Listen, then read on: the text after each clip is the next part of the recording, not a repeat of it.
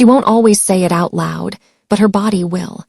Every curve, every glance, every tiny unconscious movement is a confession written in a language most people never learn to read. The question is, are you paying attention?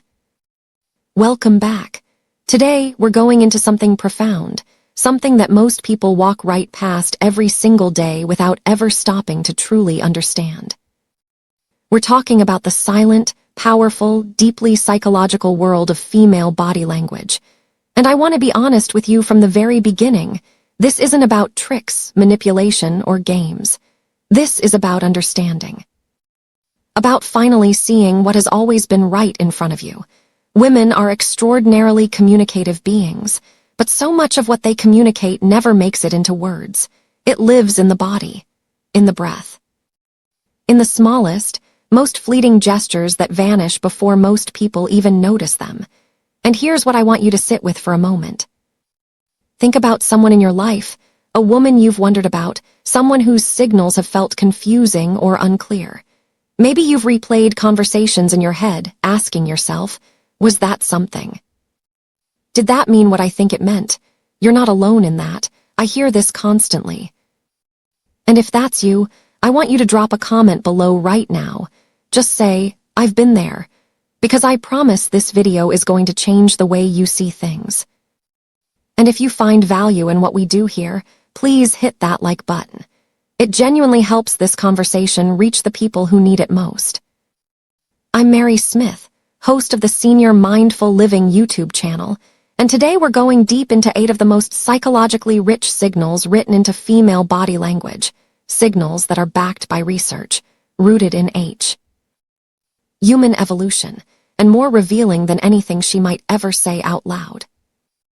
Let's begin with something small, something almost invisible, the lip bite. Picture this. You're sitting with a woman you're interested in. The conversation is easy, maybe even lighthearted. You make her laugh, or you say something thoughtful, and in that moment, just for a second, she bites her lower lip. Soft, quick, almost imperceptible. And then it's gone, and she moves on as if nothing happened. Here's what most people do. They brush it off. They tell themselves it was nothing, but psychology tells us otherwise. When attraction is triggered, the autonomic nervous system responds immediately. Blood flow increases to the lips, making them more sensitive and more full. The bite, the lick, the gentle press of teeth against soft skin, these are the body's way of managing internal tension that has nowhere else to go. Doctor Monica Moore, whose research at Webster University has long explored nonverbal flirtation signals, found that women display a remarkably consistent range of physical cues when experiencing attraction, and oral self-touch is among the most instinctive. It's not performance, it's not calculation, it's the body processing an emotion that the mind hasn't yet given permission to express. Here's the layer that makes this even more fascinating. Sometimes the lip bite is shy. She's trying to hold herself back. Other times it's bolder, slower, more deliberate. But in both cases, something has shifted internally. Her attention has moved. She's no longer entirely in the conversation. Part of her has moved somewhere else entirely, somewhere that involves you. And when you understand that, you stop seeing it as a small thing. You start seeing it for what it is. Desire in its quietest, most vulnerable form. Now let's talk about touch, because this is where things get truly interesting from a neurological standpoint. Women do not touch casually. I know that might sound like an overstatement, but research consistently supports it. Women are far more deliberate about physical contact than they're often given credit for. When a woman who is not particularly tactile by nature suddenly finds excuses to touch you, fixing your collar, brushing something invisible off your sleeve, a light tap on your forearm when she laughs, that is not incidental. That is intentional, even if she doesn't consciously realize it. Here's the science. Oxytocin, sometimes called the bonding hormone or the love hormone, is released through physical contact.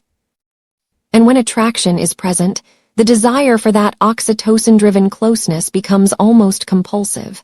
The body wants to close the distance. It wants to make contact.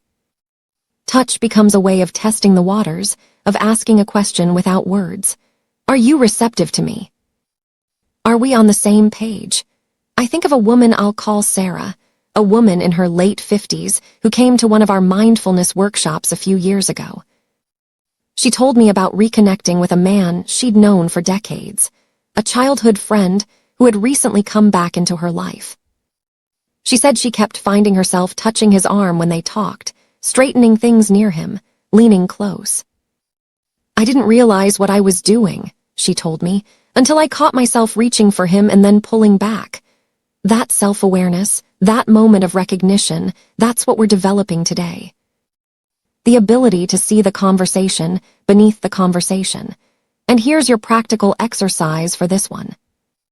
The next time you're with someone you're interested in, pay attention to whether the touch is escalating or staying at the same level. If it's growing more frequent, staying longer, becoming more comfortable, that's a signal. If it stays flat or disappears, that's information too. The body always tells the truth. Let's move to one of the oldest signals in human history. The hips. This one goes back further than psychology. It goes back to evolution itself.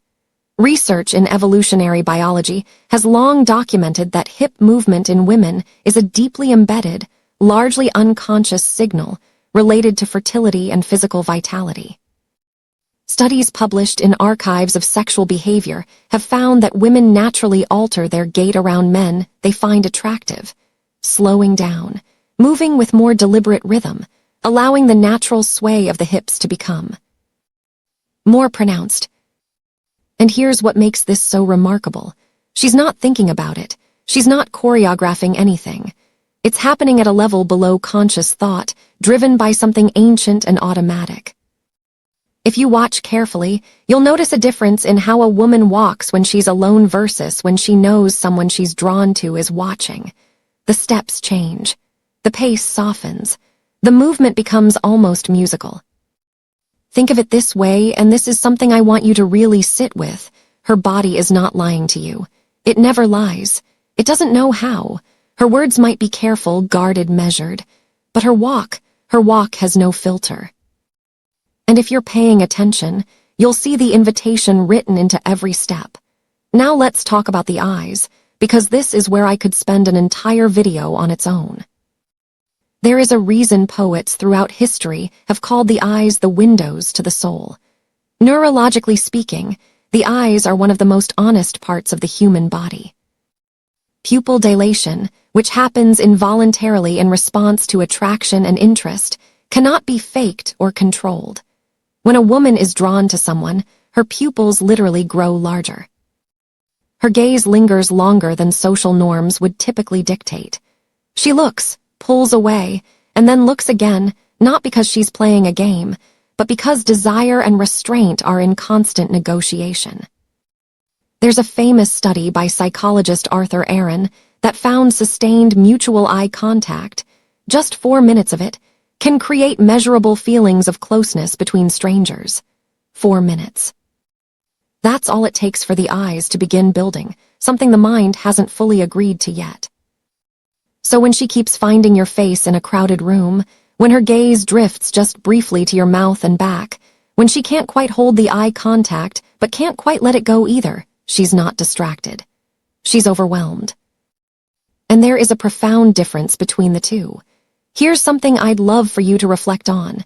Have you ever been in a conversation with someone where the eye contact felt different? Where something was happening underneath the words? Write about it in the comments. Tell me what that felt like, because I think so many of us have experienced this and had no framework for understanding what it meant.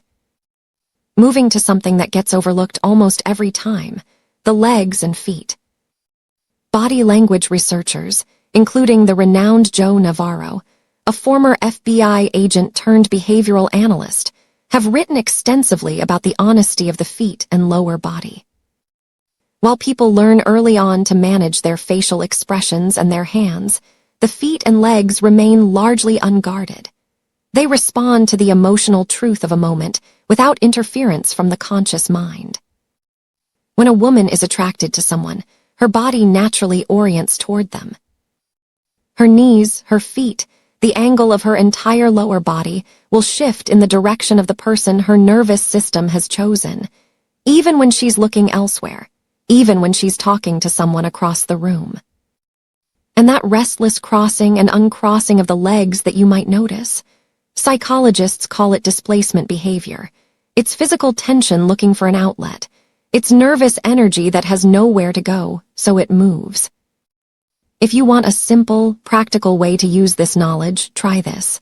The next time you're in a group setting with someone you're curious about, don't just watch her face. Watch her feet. Notice where they point. The feet almost never lie. Now let's talk about the voice, because attraction changes the way we sound. Research has shown that women make subtle but measurable shifts in their vocal pitch when speaking to someone they find attractive. The voice tends to soften. Sentences slow slightly. There's a warmth, a texture that shows up specifically in those conversations. Laughter comes more easily and lasts a little longer. And if she says your name, pay attention to how she says it. There's often a kind of care in the pronunciation, a softness that doesn't show up when she says anyone else's name. This is not something she's consciously crafting. It's the voice responding to the heart. And once you start listening for it, you'll hear it everywhere. The hair.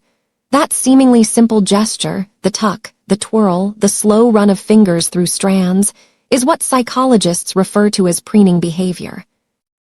It's grooming rooted in attraction. The subconscious mind says, "Look at me, I want to look good for you," and the hands respond by drawing attention to the face, the neck, the collarbone. Exposing the neck, in particular, is one of the most vulnerable and telling signals in human body language, because the neck is one of the most physically vulnerable parts of the body. Offering it, even unknowingly, signals trust and openness. Notice how often she does this around you specifically. If her hands are consistently moving to her hair in your presence and not particularly anywhere else, that pattern is telling you something. And finally, the lean. This one is perhaps the most beautiful of all, because it speaks directly to emotional safety. Our bodies move toward what they want and away from what they fear or reject. When a woman leans toward you, tilts her shoulder in your direction, closes the physical gap between you, angles her body so that you're at the center of her orientation, she is telling you, without a single word, that she feels safe with you, that she wants to be closer, that something about your presence is magnetic to her.